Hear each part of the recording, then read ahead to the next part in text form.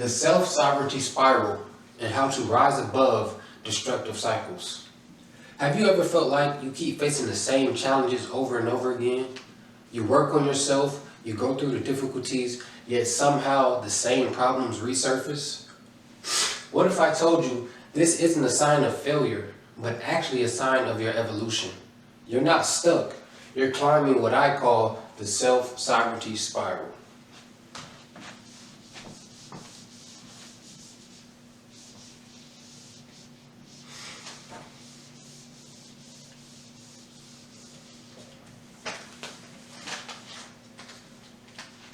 In order to understand the self-sovereignty spiral, we must first understand what sovereignty means.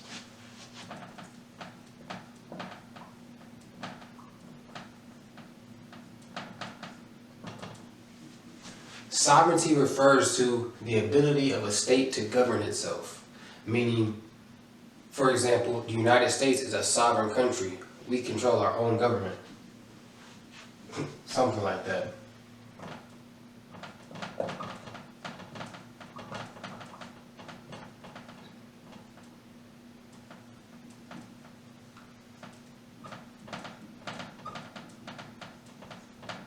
So if sovereignty is the ability to govern oneself, self-sovereignty will be your ability to govern yourself.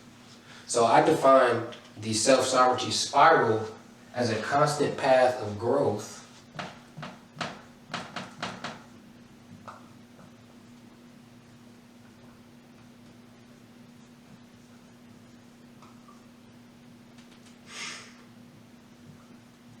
through repeated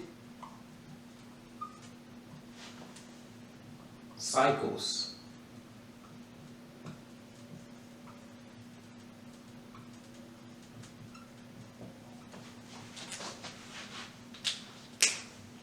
The self-sovereignty spiral is a path to growth through repeated cycles where each challenge elevates you to a higher level of self-mastery, a higher level of self-love, a higher level of self-discipline, self-control, all things needed to produce whatever you want in this reality, and to also elevate your family, elevate your finances, your love life, any circumstance you want to apply it to.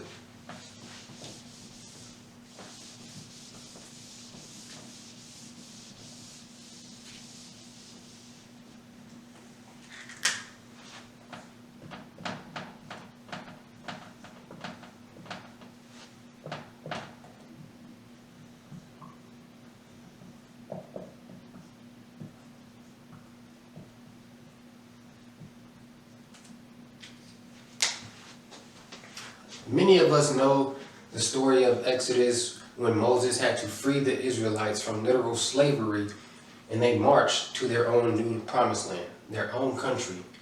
They literally were freed from slavery, from bondage, to a land where they would have their own sovereignty.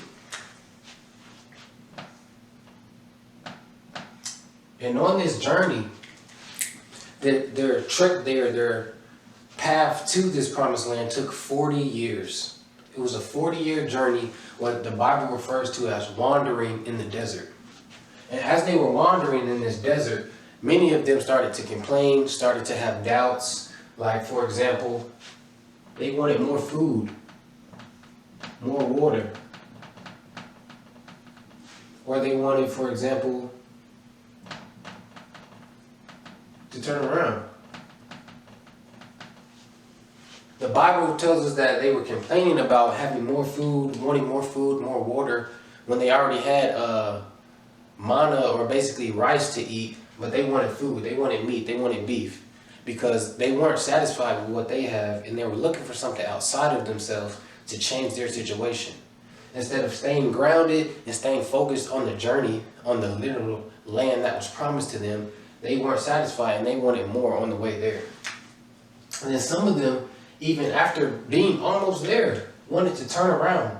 They were literally willing to turn around, asking Moses if they could turn around and go back to literal slavery, to captivity, to bondage. And that symbolizes a lot of us being unwilling to follow through.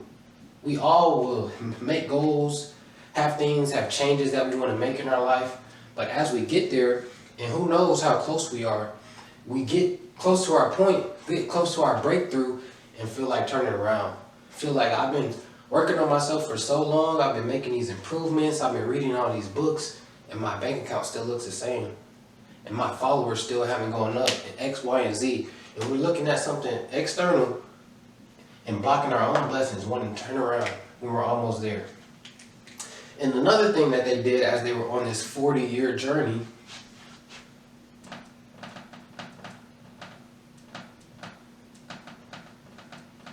was they started to blame Moses. They started to doubt his leadership, doubt where he's taking them. Is he really guided by God? Are we supposed to be following him? I just seen him do all these miracles, but he isn't giving me what I want fast enough. Now I'm starting to doubt him. That sounds like a lot of us. When we make these plans, we have our vision, our goals. It's probably going to take longer than we think. No matter how much time we give it to it, it's going to take work. Work that we've never done before. My second favorite example of a self-sovereignty spiral is we all know about the story of the butterfly. How a butterfly is made from a caterpillar growing and going into the cocoon and coming out of the cocoon as a butterfly. But what they don't talk about, and gets overlooked often, is that the caterpillar actually transforms into the butterfly and has to stay in the cocoon for a couple more days. It's already a full-grown butterfly, but it has to literally build up the strength to break free of the cocoon, to free itself, to become an actual butterfly. If it never stays in there for those extra days, it never builds up the strength to get out, it never reaches its full potential. So until you see challenges as opportunities for growth, you'll never have the gratitude required to change your life.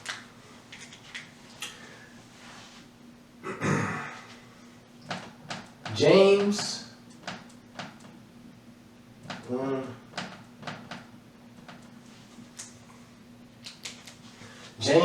1 verses 2 through 4 tells us to consider it joy whenever we are tested, whenever we have trials, because testing of faith leads to perseverance. But if you're looking at trials, you're looking at roadblocks or things that are stopping you from getting what you want as blocks, as stoppages, as the end point, then you'll never approach it with the right mindset of gratitude and being thankful that you already have within you everything needed to solve this problem. So I'm grateful that it occurred so that I can work through a problem-solving skill, practice something that I've been learning or reading about. And until you shape your mindset about it, you'll never be able to tackle those problems or break those cycles. And another analogy that I really love to compare this to is the game of Mario. Because the game of Mario is just like the game of life. Life is a video game. And just like in Mario, there's certain levels that you can't unlock until you beat the one that you're on. You can't get to World 2 without destroying or mastering World 1 and becoming a master of this reality. And just even on a micro level, you can't become Big Mario without first being Little Mario. And then as you're Big Mario, you get the skill of being able to double jump and get to the higher rocks. And then as you use that skill to defeat that level, you get to the next level where you unlock the fire plant and you be able to throw fireballs. And as you use that skill to beat that level, so on and so forth, you elevate, you grow, you on this journey to reach the goal. It's the same way in life. The same way in life. We have to go through our trials as a young man, as a adult, as someone who's newly into finances, learning about these things. You have to start off as a fledgling and be willing to grow. But a lot of times we turn around too early. We're not ready to do the work. And it tells us also, the best way to break this down is it says, trials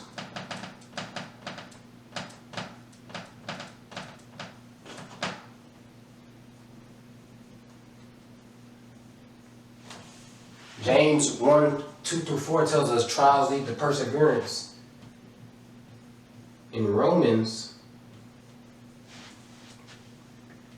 5, 3 and 4 tells us, Romans 5, 3 and 4 tells us to be grateful for our sufferings, because suffering leads to perseverance as well. Trials leads to perseverance. But it also tells us that perseverance leads into character, and character changes your life. And just as Mario is a video game character and you have to grow and develop him for the next level. Look at yourself as a character. You have to grow and develop your character to be able to be eligible for the next level, to be able to be eligible for that job you want, for that position you want, for that loved one that you're trying to bring into your life, for anything, for that relationship that you want. You have to be eligible for it. You have to go through the self-sovereignty spiral to be eligible.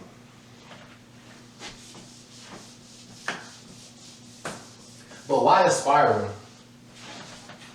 Because just like in a spiral staircase, it seems like you're going in circles. Even though we're going in circles, we're still elevating. Even though you're facing these same challenges that you've defeated, or maybe you haven't defeated, because you have to approach it with a different mindset.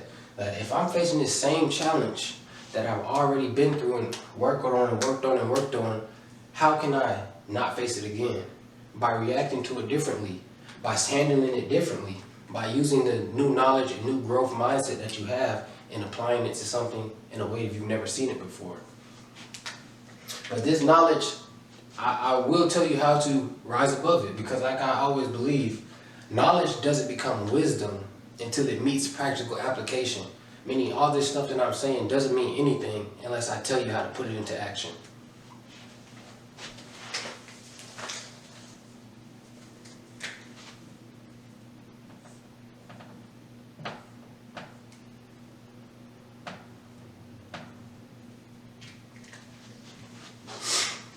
So what's the first step to putting it into action and rising above your destructive cycles?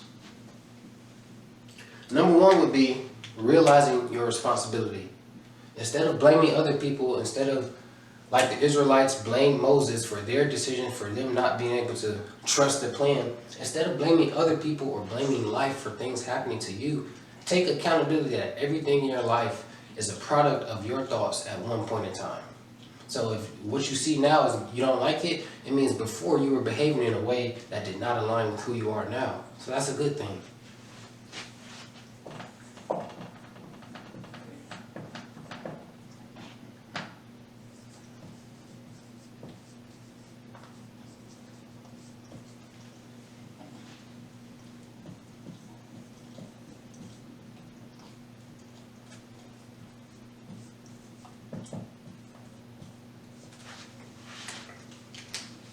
When you accept ownership of your life, you will realize that no one can do anything to affect you. There is nothing that anyone can say to you, do to you, or think about you that has any effect over you. But that doesn't come with looking at life through a typical mindset. You have to stop using your world mindset and use your God mindset. In John 10:34, Jesus asks the people, is it not written in your laws that you are God's? Meaning that, no, you did not create heaven and earth, but you are God of yourself. You are God of your reality. You control, your perception controls your reality. So if you see things from a low vibrational state, instead of looking at them as opportunities for growth, you will always be stuck in a low vibrational cycle.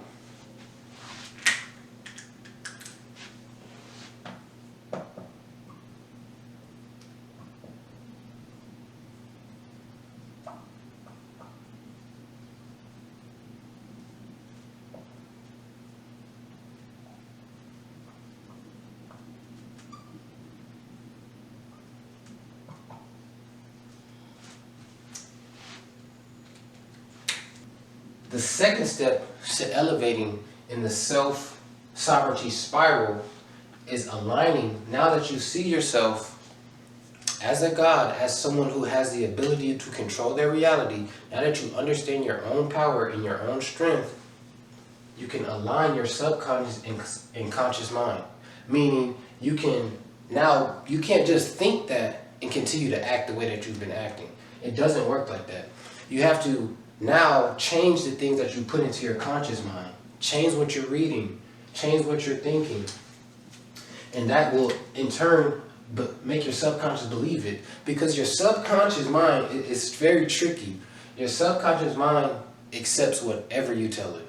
Whatever you tell it is true. Whatever you tell it is real. Your subconscious mind will find a way to bring it into fruition. So if you claim to see yourself as Jesus tells you to, but you still watch low vibrational things, listen to low vibrational music, eat BS, put low vibrational food into your body, you're not aligning the conscious and subconscious mind. So the subconscious mind doesn't care about what you keep telling yourself. The subconscious mind cares about what the conscious says. So how do you align the conscious and subconscious mind?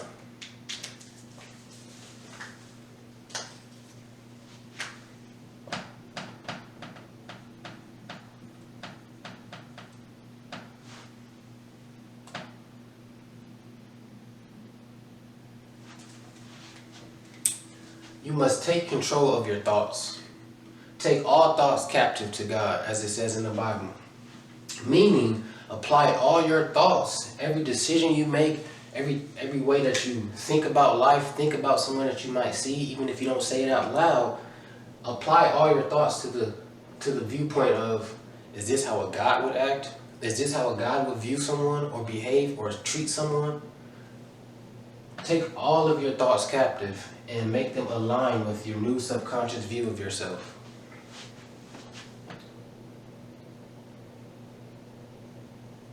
Same thing with your emotions. Emotions directly translate to the 3D realm. I'll tell you how. Your emotions affect your vibration, and your vibration in turn becomes your frequency. How you frequently feel is your frequency, as 19 Keys would say. So your emotions turn into your vibration turns to your frequency, and your frequency will turn into your projection, your perception of what you see from life, and that will be your reality. So if you have a low vibration, if you're constantly in emotions of anger, of grief, of shame, then you will never be able to materialize this new dream, these goals that you have for yourself, because you're still operating from a low vibrational nature. Emotions are very important. Very important. The next one, I'll just write over here.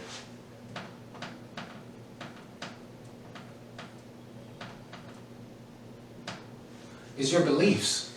We've already talked about how your limiting beliefs control what you think is possible in your life, and whatever you think is possible is the max on what you think is possible. So whatever you think is impossible is impossible. But it all boils down to your beliefs. Align yourself. Why do I believe this? Why do I have this perception on relationships? Why do I have this perception on money? Why do I think this? Why do I feel this way? And as you dive deeper and deeper into knowing yourself, you'll become more cognizant of these beliefs. And instead of letting them control you, you control them. You can reprogram your thoughts, reprogram your emotions, reprogram your beliefs. And the best way to do that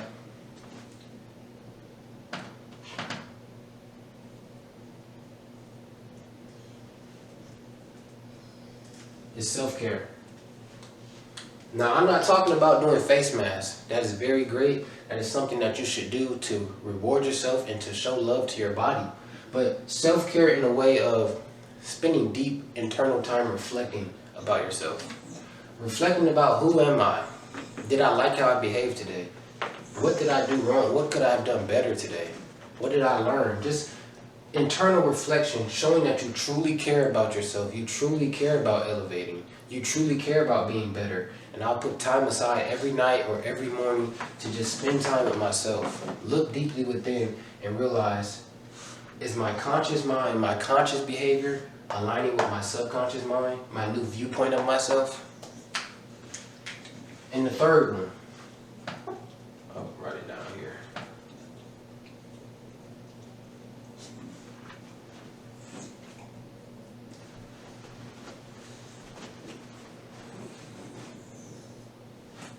Plant the seed. If we're talking about achieving self-sovereignty, meaning authority over ourselves, we all know you're not going to listen to no one who you don't trust. So you have to plant the seed of self-trust. You can't lead me if I don't trust you. I'm sorry, I'm not going to go where you're trying to tell me. I don't know who you are. It's just like in a football player who gets a new coach. I don't really know you. I got to kind of feel you out before I change my techniques for you. You have to plant that seed of self-trust. What does that look like for you? If you're trying to make goals of starting a business and $40K a month, working from home completely, that's great. Plant a seed somewhere. And it's just like a seed starts very small, plants its roots and grows. Start very small. Just file your LLC. Prove it to yourself that you mean it.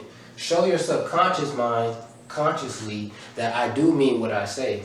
I am going to start this business. I am going to break this generational curse. I am going to buy a house. I am going to have a 50K salary, 100K salary. Whatever you're trying to materialize, plant the seed. Start small because you need self-trust for self-sovereignty.